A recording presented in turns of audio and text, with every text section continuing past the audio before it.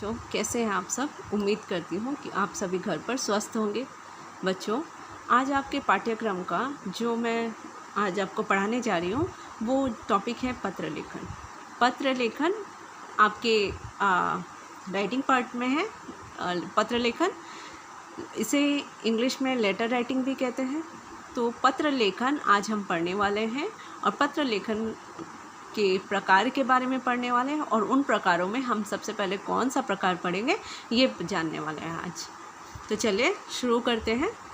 सबसे पहला जो प्रश्न है आपका वो है पत्र लेखन किसे कहते हैं। बच्चों, आप सभी को पत्र के बारे में कुछ ना कुछ जानकारी, थोड़ी बहुत जानकारी तो होगी ही, ठीक है। तो उसको परिभाषा पे अगर हम परिभाषा उसकी लिखें तो हम इस तरह से उसे लिख सकते हैं कि अपने सुख दुख, अपनी समस्या को एक कागज़ पर लिखकर दूसरे के पास भेजना पत्र लेखन कहलाता है। अपने सुख दुख, अपनी समस्याओं को एक कागज़ पर लिखकर दूसरे के पास भेजना पत्र लेखन कहलाता है। कितनों के मन में ये सवाल भी आते होंगे कि पत्र लेखन लिखने की ज़रूरत क्या है, जबकि आज हमारे पास बहुत सारे साधन हैं बातचीत करने के। बच्चों, यही महत्वपूर्ण जानकारी आज आपको लेनी है। दूर रहने वाले अपने संबंधियों अथवा मित्रों की कुशलता जानने के लिए तथा अपनी कुशलता का समाचार देने के लिए पत्र एक साधन है। इसके अतिरिक्त अन्य कार्यों के लिए भी पत्र लिखे जाते हैं। कौन कौन से कार्यों के लिए पत्र लिखे जाते हैं और क्यों लिखे जाते हैं ये भी आज हम डिस्कस करेंगे। बच्चों, आपका जो सवाल है वो सवाल तो आपके मन में होगा ही, लेकिन मैं उसी सवाल को क्लियर करना चाहती हूँ कि आजकल हमारे पास बातचीत करने के, हाल चाल जानने के लिए अनेक आधुनिक साधन उपलब्ध है ना, जैसे telephone, mobile phone, email, fax आदि। प्रश्न यह उठता है कि फिर भी पत्र लेखन सीखना क्यों आवश्यक है।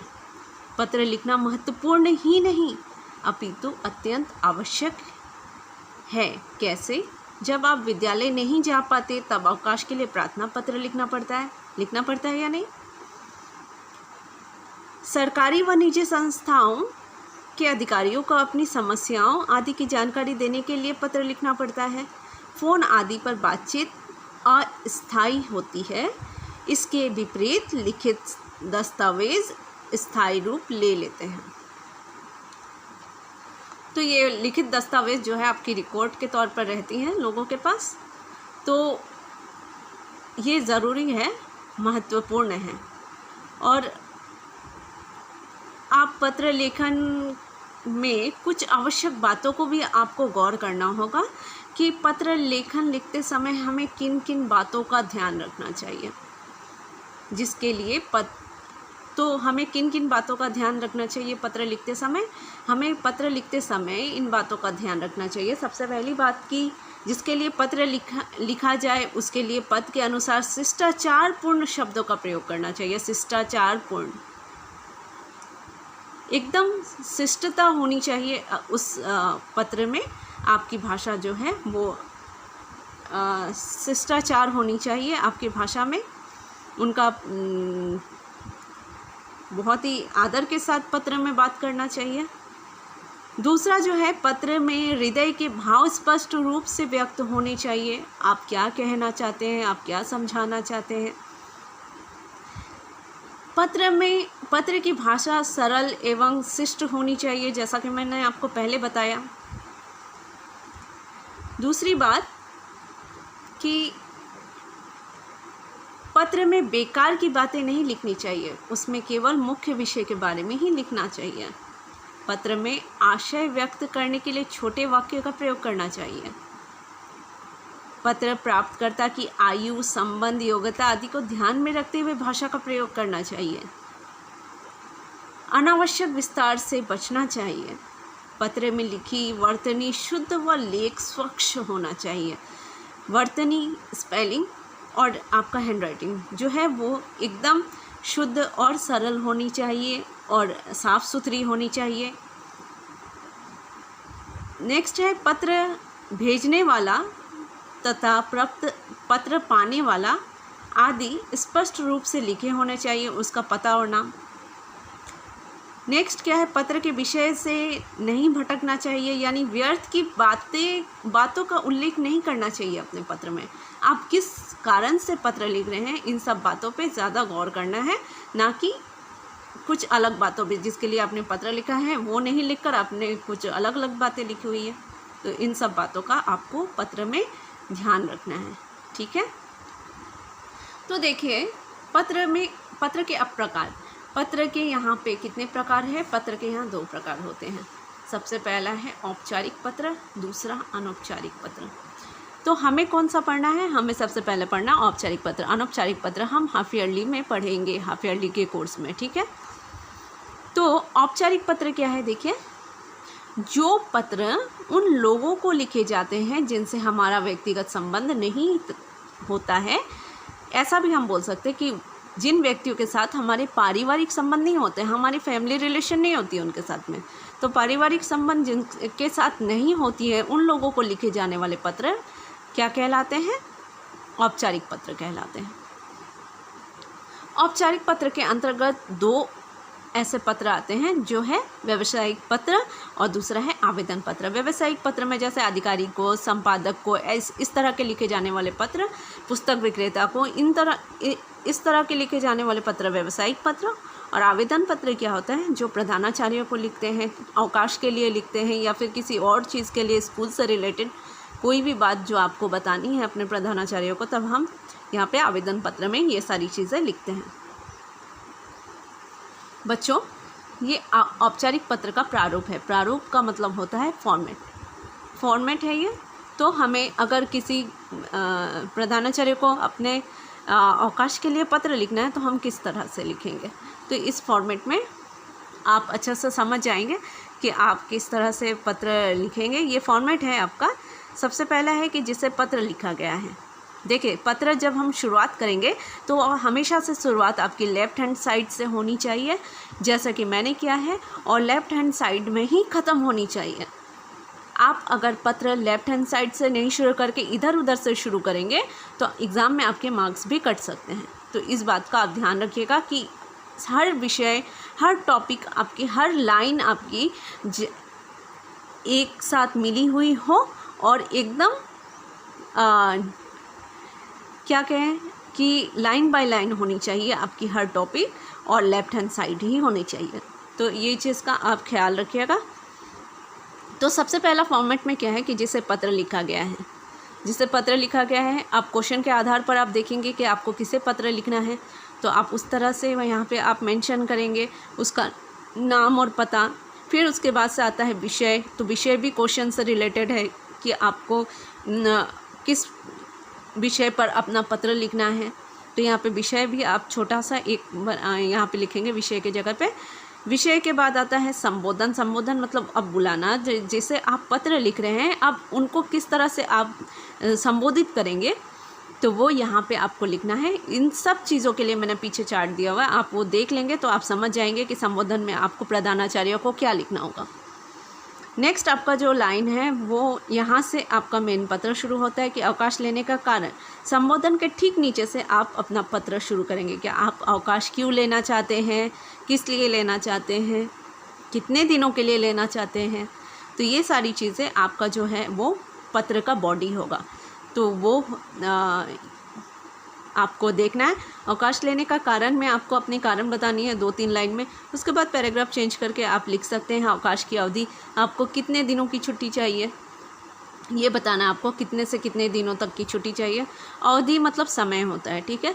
तो आपको कितने से कितने दिनों की छुट्टी चाहिए वो बताना है। उसके बाद से प्रार्थना पत्र प्राप्तकर्ता से संबंध। अब आप जिसको पत्र लिख रहे हैं उससे आपका क्या संबंध है ये आपको बताना है। ये भी आपको पीछे तालिका में मिल जाएगी जो चार्ट मैंने बनाई है। फिर लिखने वाले का नाम। अब आप जो पत्र लिख रहे हैं तो आपको अपना नाम लिखना पड़ेगा, तो यहाँ पे आपको नाम देना पड़ेगा, ठीक है। तो बच्चों एक चीज़ और है कि हम क्या करते हैं कि कभी कभी अभी तो आप छोटे क्लास में हैं इसलिए आप अपना नाम, क्लास, रोल नंबर ये सब लिख लेते हैं पत्र में, लेकिन बड़े क्लास में बोर्ड एग्ज़ाम के टाइम पे ऐसा नहीं होता है। बोर्ड एग्ज़ाम में क्या होता है ना कि परीक्षा में विद्यार्थी के बारे में गोपनीयता बनाए रखने के लिए बाईं ओर नाम पता लिखने की अनुमति नहीं दी जाती है। अतः स्थान के लिए परीक्षा भवन लिखने की प्रथा विद्यार्थियों में प्रचलित है। ठीक है।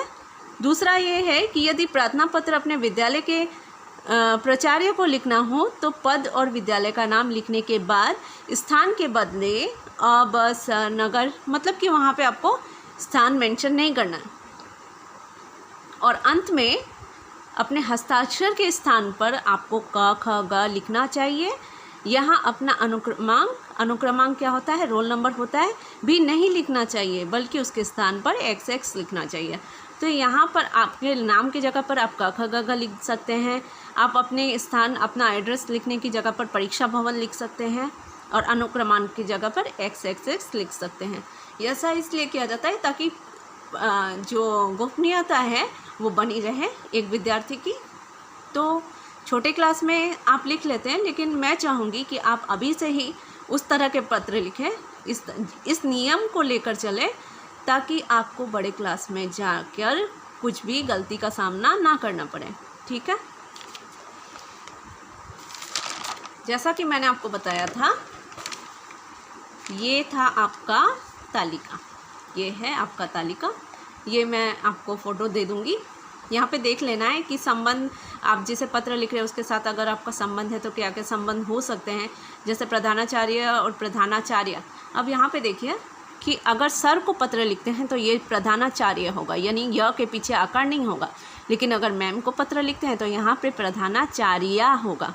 यहाँ पे हर जगह पर स्त्री के लिए संबोधित किए गए हर चीज़ों में पीछे य के जगह पर आकार होगा। जैसे प्रधानाचार्य, महोदय के जगह पर महोदया, मान्यवर के जगह पर माननीय, श्रीमान की जगह पर श्रीमती। इन सारी चीज़ें एक स्त्री और पुरुष के लिए होती है। ये चीज़ आपको अच्छी तरह से समझना है। और यहाँ पे समापन में आपका आज्ञाकारी शिष्य जब लिखेंगे, शिष्य मतलब छात्र, लड़के के लिए है ये, और आपकी आज्ञाकारिणी शिष्या लड़की के लिए है। तो अगर छात्र लिख रहा है तो शिष्य लिखेगा, छात्रा लिखेंगी तो शिष्या लिखेंगी, और आज्ञाकारिणी, और लड़का आज्ञाकारी। तो इस सब चीज़ों को अच्छे से आपको देख लेना है। अब मैंने जैसा कि बताया था व्यावसायिक पत्र, तो ये था आपका आवेदन पत्र। व्यावसायिक पत्र सब में जैसे पुस्तक विक्रेता को आप पत्र लिख रहे हैं तो उनको संबोधन में आप क्या कह सकते हैं, महोदय कह सकते हैं, माननीय कह सकते हैं। समापन में आपका, आपकी कह सकते हैं, नाम लिख सकते हैं यहाँ पर। लेकिन नाम की जगह पर आप क ख ग घ लिखे तो ज़्यादा अच्छा होगा, पत्र की जगह पर परीक्षा भवन। संपादक को भी पत्र लिखते समय हम संबोधन में महोदय, माननीय, मान्यवर लिखेंगे, और लास्ट में समापन में अपने लिए हम भावादिया, और लड़कियां अगर लिखेंगी तो भावादिया या फिर निवेदक लिख सकते हैं। नाम और पता के स्थान पर आप क्या लिखेंगे, अब आपको समझ में आ गई होगी। चलिए पत्र का एक नमूना देखते हैं कि हमें पत्र स्टार्ट कैसे करना है। जैसा कि मैंने आपको बताया था, लेफ्ट हैंड साइड से शुरू करना है और लेफ्ट हैंड साइड में ही ख़त्म करना है। तो सबसे पहला आपका औपचारिक पत्र का जो प्रश्न है, अपने दादाजी की तबीयत खराब होने के कारण 3 दिन के लिए अवकाश हेतु अपने प्रधानाचार्य को आवेदन पत्र लिखिए। अब आपको यहाँ पर अपने प्रधानाचार्य को पत्र लिखना है, तो ये एक आवेदन पत्र है। तो प्रधानाचार्य देखिए यहाँ पे यह के पीछे कोई आकार नहीं दिया हुआ, यानी ये सर को पत्र लिखना है। तो इस चीज़ का आपको गौर करना है, क्योंकि परीक्षा में बहुत बच्चे ये गलती करते हैं कि सर के जगह मैम, मैम के जगह सर लिखते हैं। ठीक है, तो ये क्वेश्चन में आपको ध्यान देने वाली बात है ये। तो प्रधानाचार्य जी को पत्र लिखना है, तो आप शुरुआत कैसे करेंगे? शुरुआत हमेशा सेवा में होती है, सेवा में से शुरू होती है। उसके बाद से हम किसे पत्र लिख रहे हैं, उसका नाम और पता। तो प्रधानाचार्य जी को पत्र लिख रहे हैं, उसका नाम और पता क्या होगा कि जैसे आप स्कूल हैप्पी कॉन्वेंट स्कूल में पढ़ते हैं तो आप यहाँ पे लिखेंगे हैप्पी कॉन्वेंट स्कूल, यहाँ पे धुबरी असम। अब देखिए मैंने यहाँ और यहाँ थोड़ा सा गैप छोड़ा है, क्यों? क्योंकि गैप छोड़ने से क्या होता है कि वो दिखने में अच्छा लगता है, तो इसलिए आप भी थोड़ा गैपिंग छोड़ें, गैप छोड़कर लिखा करें। तो इससे क्या होगा कि सब अपने में एक जैसे नहीं लगेंगे, मिले हुए नहीं लगेंगे। ठीक है, तो यहाँ पे आप विषय, आपको क्वेश्चन में क्या है कि आपको आपके दादाजी की तबीयत ख़राब हो गई है और आपको 3 दिन की छुट्टी चाहिए। तो यहाँ पे विषय में आप लिखेंगे अवकाश के लिए आवेदन। अवकाश यानी छुट्टी, छुट्टी के लिए आप अपने प्रधानाचार्य को आवेदन लिख रहे हैं। अब प्रधानाचार्य, जैसा कि मैंने उस तालिका में बताया था आपको कि प्रधानाचार्य को अगर हम पत्र लिखते हैं तो उन्हें संबोधन में क्या क्या कह सकते हैं, श्रीमान कह सकते हैं, महोदय कह सकते हैं, मान्यवर कह सकते हैं। तो मैंने यहाँ पे महोदय लिखा है। लिखकर मैंने यहाँ पे देखिए पत्र की शुरुआत की है, ठीक इसी के नीचे से। तो देखिए सब एक के बाद एक लिखी हुई है, एक के बाद एक, एक के बाद एक, एक। तो ये इस तरह से ये जो चीज़ लेटर है ये अच्छे से देख लीजिएगा कि मैंने किस तरह से लिखा है, इसी तरह से आपको लिखना पड़ेगा। अब देखिए महोदय के ठीक नीचे से मैंने अपना पत्र शुरू किया है। सविनय निवेदन यह है कि कल रात मेरे दादाजी की तबीयत बहुत ख़राब हो गई और उन्हें अस्पताल में दाखिल कराना पड़ा। चूँकि मेरे पिताजी फ़ौज में हैं और सीमा पर तैनात हैं तथा मेरे बड़े भाई साहब शहर के छात्रावास में पढ़ते हैं, अतः घर पर मैं, माँ और दादी जी 3 ही आदमी रहते हैं। चूँकि दादाजी की देख रेख के लिए दादी जी के साथ 3 दिन तक अस्पताल में मुझे रहना पड़ेगा, अतः मैं 3 दिन तक विद्यालय आने में असमर्थ हूँ। श्रीमान, देखिए अभी यहाँ पे आपका पत्र लिखने का कारण था, तो कारण आपने ये कुछ लाइन में आपने अपना कारण बता दिया। अब यहाँ से आप अपना अवकाश लेने की अवधि यानी अवकाश लेने का समय और कुछ अन्य सूचनाएं भी आप इस पैराग्राफ में लिखेंगे। श्रीमान, मैं एक परिश्रमी छात्र हूँ तथा परीक्षा में हमेशा अच्छे अंक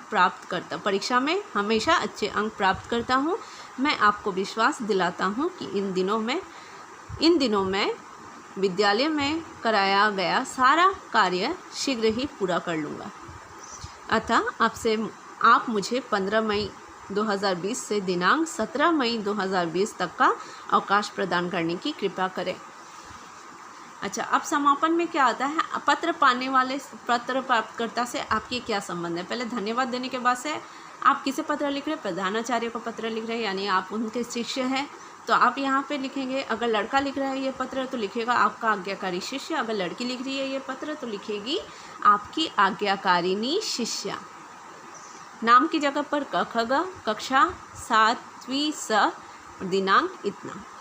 समझ में आ गई। ये था एक नमूना, और पीछे मैंने और एक पत्र दिया है, तो इसे भी आप गौर से देख लीजिएगा। ये आपका व्यावसायिक पत्र के अंदर आता है, तो ये भी आपको नोट्स में मैं प्रोवाइड कर दूंगी, आप देख लीजिएगा। ये जो सिखाने के लिए मैंने ये पत्र आपको समझाया था, तो उम्मीद करती हूँ कि आपको ये मेरा समझाया हुआ पत्र समझ में आ गया होगा। तो मिलते हैं नेक्स्ट वीडियो में।